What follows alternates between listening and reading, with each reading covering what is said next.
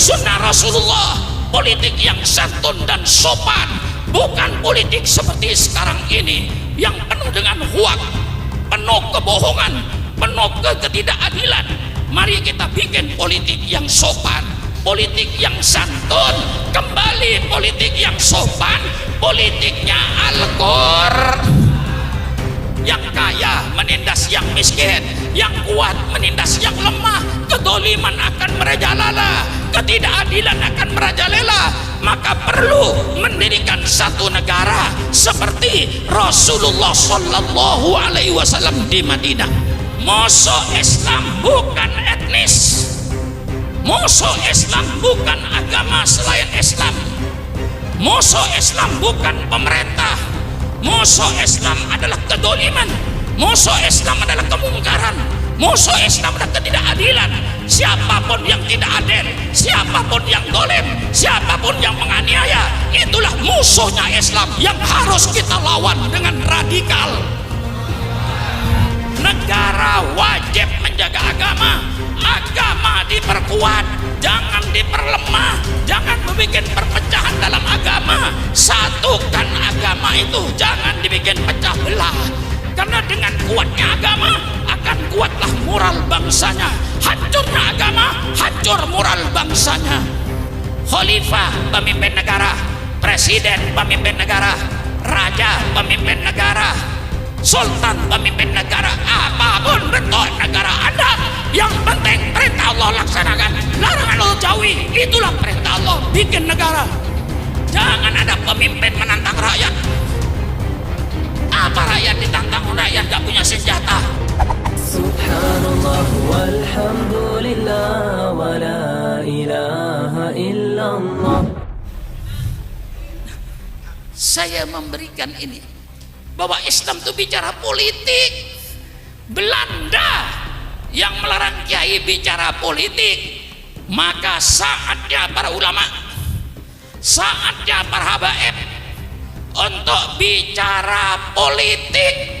Selamatkan NKRI ini, selamatkan Indonesia ini, selamatkan negara Republik Indonesia ini, supaya ulama kalau sayang negara, ulama bicaralah soal politik di masjid-masjid dengan syarat politik Al-Quran yang santun dan sopan, politik sunnah Rasulullah, politik yang santun dan sopan, bukan politik seperti sekarang ini yang penuh dengan hoak, penuh kebohongan, penuh ketidakadilan. Mari kita bikin politik yang sopan, politik yang santun, kembali politik yang sopan, politiknya Al-Qur'an. Ngotot saya ini, ngotot Kiai. Supaya Habib Hamid kalau pidato lebih ngotot dari saya, malulah sama saya kalau Anda tidak ngotot. Setua itu masih ngotot, masa yang muda-muda? Betul atau tidak Bayi? Ini mungkin sudah coba bayangkan kalau sekarang saya pidato kayak begini dengan umur 81 tahun, kira-kira ketika seumur 30 tahun kayak apa? Bayangkan aja sendiri. Pidato sudah 53 tahun, dan ini sudah karena Islam. Islam bicara politik. Justru tadi dalam Habib Hanif sudah menjelaskan, Rasulullah menjadikan contoh, tetapi di waktu itu tidak sebut ad-daulah al-islamiyah, tidak ada, tidak ada. Yang ada negara Madinah.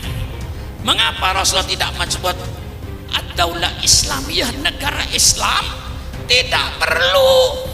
Mengapa? Pemimpinnya Rasulullah, yang dipakai Al-Quran, tidak perlu lagi pakai daulah Islamiyah, cukup negara Madinah dipimpin oleh Muhammad ibn Abdullah. Betul? Ijma ulama mendirikan negara itu hukumnya wajib, nggak ada ulama yang khilaf. Persilakan baca kitab Al-Ahkam As-Sultaniyah, persilakan baca kitab Al-Ahkam As-Sultaniyah Imam Mawardi, Imam Abu Ya'la, persilakan baca kitab Ad-Daulah Al-Islam Siyasatu Fiqhud Daulah, yang disusun oleh Yusuf Qaradawi, Profesor Dr. Yusuf Qaradawi. Persilakan baca.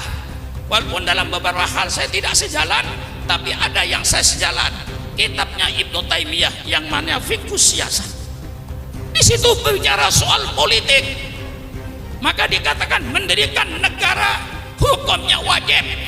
Tanpa negara rakyat arogan, yang kaya menindas yang miskin, yang kuat menindas yang lemah, kedoliman akan merajalela, ketidakadilan akan merajalela.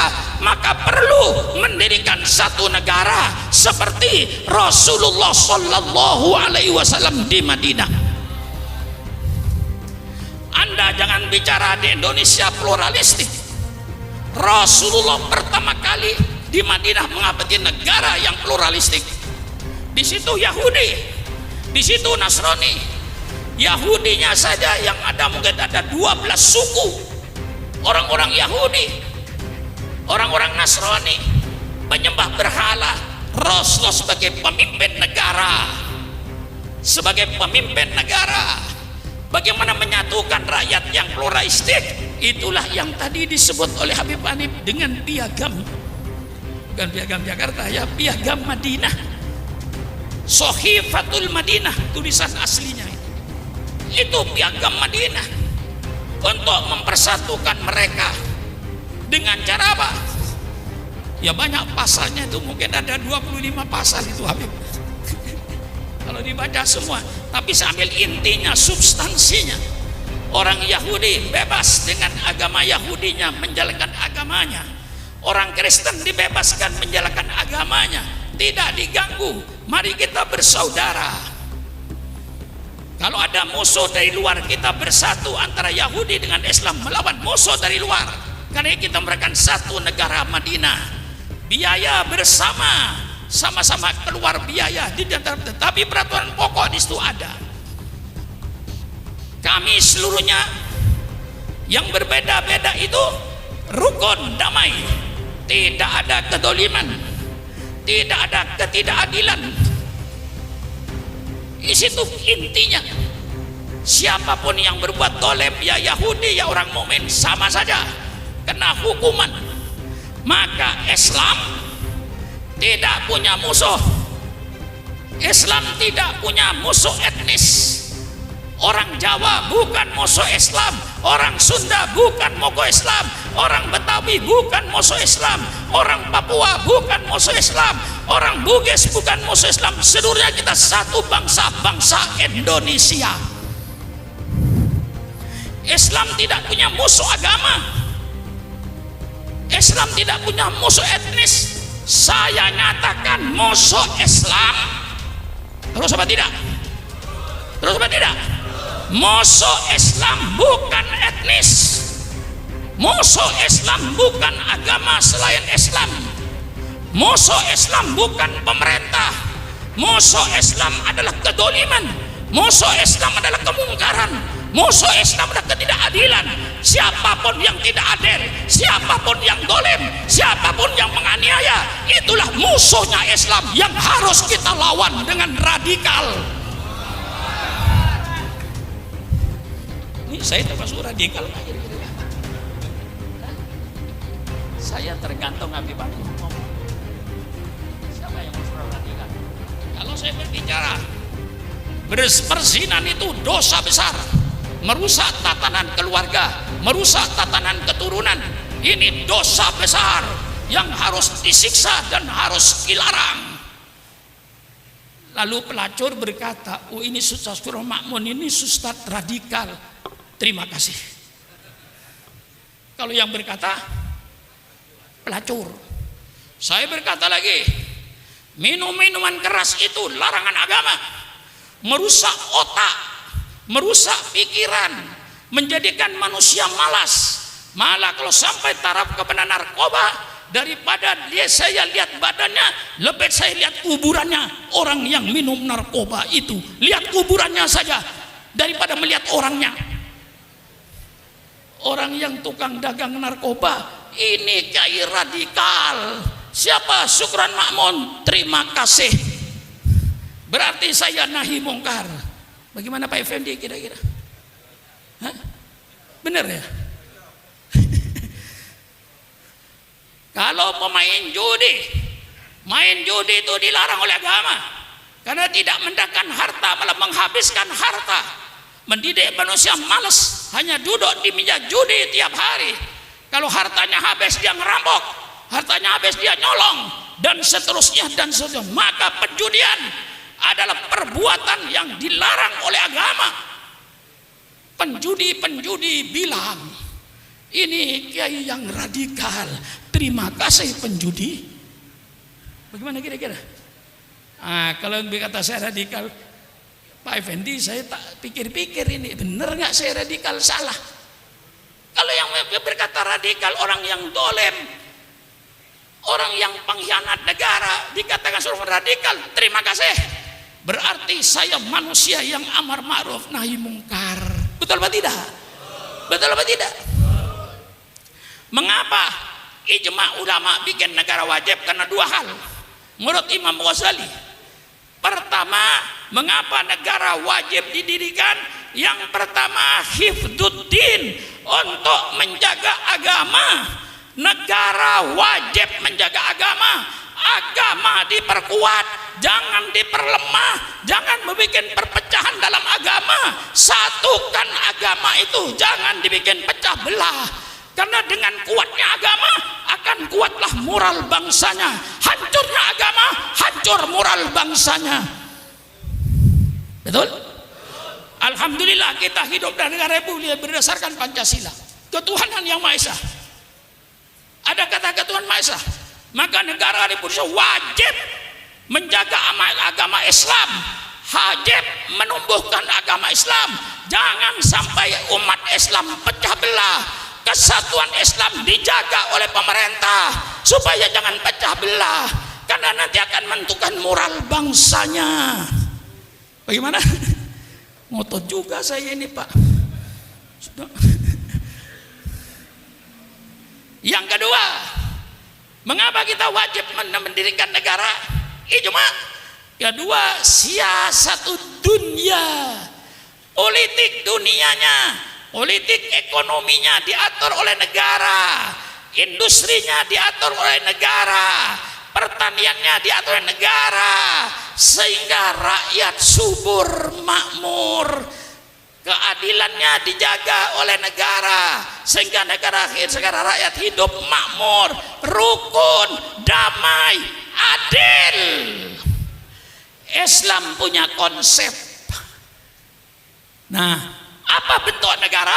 Ini biar tuntas sekali. Apakah Islam menentukan bentuk negara? Tidak. Rasulullah berkata, "Wa ma kana min amri dunyakum wa ma kana min amri dinikum fa ilayya. Wa ma kana min amri dunyakum fa antum a'lamu bimuri udunyakum." Kalau soal agama, kembalilah kau pada saya, kata Rasulullah. Kalau urusan dunia, barangkali kau lebih tahu daripada saya. Islam tidak ngurusi bentuk negara. Mau republik kayak Indonesia, persilakan. Itu kesepakatan bangsanya. Mau bentuk kerajaan kayak Saudi, persilakan. Kesepakatan bangsanya. Mau bentuk kesultanan kayak Brunei, persilakan. Mau bentuk khilafah, persilakan. Khilafah itu tidak salah. Khilafah itu salah satu sistem bernegara.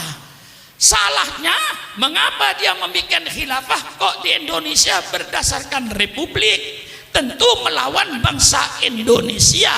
Sama dengan saudara pergi ke Saudi sana, robah kerajaan Saudi menjadi Republik Saudi, insya Allah tengah malam kau hilang. Bukan berarti republik ini salah. Sama saja saudara bikin komplotan. Republik Indonesia mau dirubah kerajaan Indonesia, tentu saudara dilarang.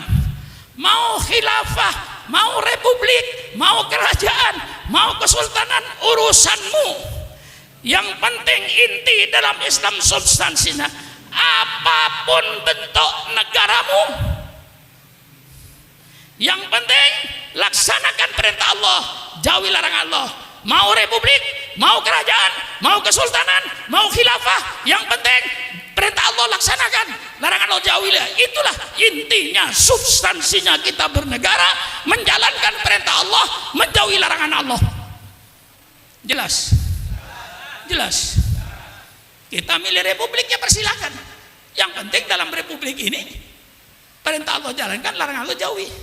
Yang namanya khalifah, yang namanya presiden, yang namanya raja, yang namanya sultan, itu sekedar nama. Semuanya adalah pemimpin negara. Khalifah pemimpin negara, presiden pemimpin negara, raja pemimpin negara, sultan pemimpin negara. Apapun bentuk negara Anda, yang penting perintah Allah laksanakan, larangan Allah jauhi. Itulah perintah Allah bikin negara. Bagaimana? Hah? Betul. Untuk menuju, saya kan warga negara kan ya. Hah? Syukran namun orang Indonesia bangsa asing. Hah? Syukran Makmun selaku warga negara Republik Indonesia ingin menyumbangkan pikiran terbaiknya untuk Indonesia. Boleh apa tidak? Boleh apa tidak? Saya ulang sekali lagi, Syukran Makmun sebagai warga negara Republik Indonesia, saya ingin menyumbangkan pikiran terbaik saya untuk negara saya, untuk bangsa saya, untuk menyelamatkan negara saya. Boleh apa tidak? Kalau boleh saya sumbang. Tegas saja. Inilah sumbangan saya kepada pemerintah saya yang saya cintai. Kalau ingin mewujudkan baldatun thayyibatun wa rabbun ghafur, ada 4 pilar dalam bernegara. Wah, serem ngajinya hari ini. Serem ngajinya ya.